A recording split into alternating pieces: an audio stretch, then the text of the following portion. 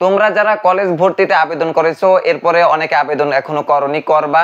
আর হচ্ছে যারা board challenge করেছো তোমাদের নিয়ে কিছু গুরুত্বপূর্ণ আপডেট রয়েছে, সেগুলো আজকের ভিডিওতে তোমাদেরকে জানিয়ে দিব। আর ভিডিও শুরুতে বলে রাখি, শিক্ষা সংক্রান্ত সকল তথ্য সঠিক সময় পেতে টার্গেট ইউনিভার্সিটি 25 চ্যানেলটি সাবস্ক্রাইব করে আমাদের সাথেই থাকো। দেখো, প্রথমত আজকের সমস্যাটা নিয়ে কথা বলি। আজকে অনেকেই একাদশ শ্রেণীতে আবেদন করতে গেছো বা ওয়েবসাইটে ঢুকতে চেষ্টা করতেছো কিন্তু ঢুকতে পারোনি।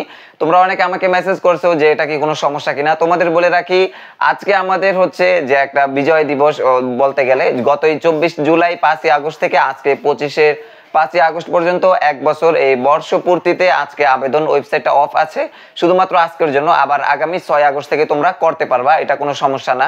এটা হচ্ছে ওয়েবসাইট থেকে আজকের জন্য স্থগিত করা হয়েছে আবেদনকে। আর দ্বিতীয়ত যে বিষয়টা কথা বলবো, তোমরা অনেকে আবেদন করে ফেলছো। এখন যখন আবেদন করছো তখন এলোমেলো ভাবে কলেজ সাজিয়েছো, অথবা কম্পিউটার ম্যান তোমাকে কলেজটা সাজিয়ে দিয়ে দিয়েছে। তুমি প্রথমে বলছো যে আমি এই 2-3টা কলেজ দিব, এরপর বাকিগুলো সে দিয়ে দিয়েছে। তো আসলে দেখো, এটা নিয়ে কিন্তু তোমরা সামনে অনেক বড় একটা ধরা খাবা। তোমাদের বলে রাখি, যারা এখনো এই আবেদনটা পরিবর্তন করার, তোমাদের আরো 4টা সুযোগ আছে। তো যারা এখন বুঝতেছো যে আসলে আমাকে কলেজ চয়েসটা এইভাবে সাজানো উচিত ছিল বা এইভাবে সাজাতে পারলে ভালো হতো, যেহেতু সামনে সুযোগ আছে 4বার, তো চাইলে এখনই পরিবর্তন করে নিতে পারো। আর এই কলেজ পরিবর্তন করতে তোমাদের কোনো টাকা লাগবে না, অর্থাৎ এই চয়েসটা পরিবর্তন করতে প্রথমে আবেদন করেছো আর এখন আগামী 4বার পারবা, সর্বমোট 5বার এটা পরিবর্তন করা যায়। তো সকলকে বলবো, তোমাদের এই রেজাল্ট অনুযায়ী একটু মিল রেখে, তোমার দেখা যাচ্ছে তুমি প্রথমে 2-3টা কলেজ রাখো, ভালো ভালো কলেজ।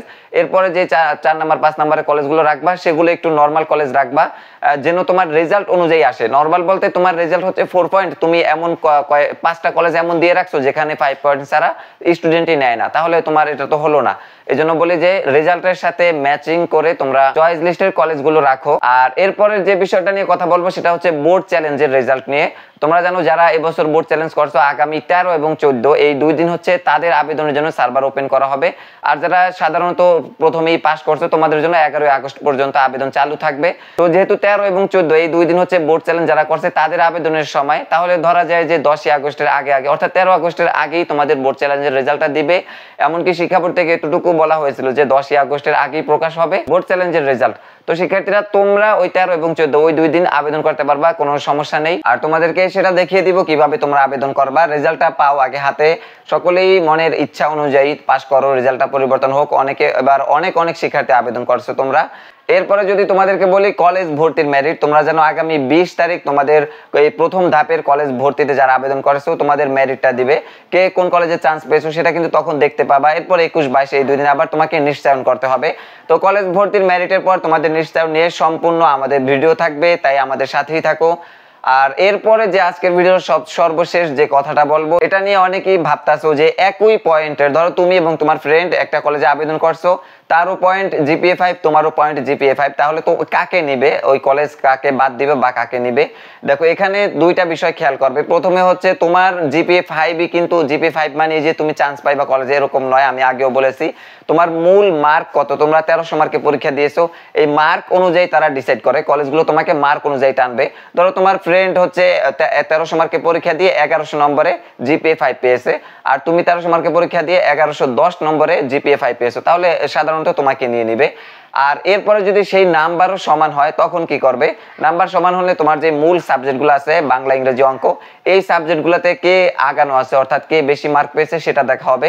এরপরে যদি আবার সেখানেও তোমরা একই হও, অর্থাৎ সমান মার্ক পাও বাংলা, ইংরেজি মূল সাবজেক্টগুলোতে, এরপর দেখবে তোমার 4th সাবজেক্ট যেগুলো অপশনাল সাবজেক্ট ছিল, সেখানে কেউ কম কেউ বেশি পেলে সেই দিক থেকে টানবে, তারা ডিসাইড করবে। তো এরপরে বলতে পারো যে ভাইয়া তখন যদি সমান হয়, আসলে দেখো এত সমান হবে না।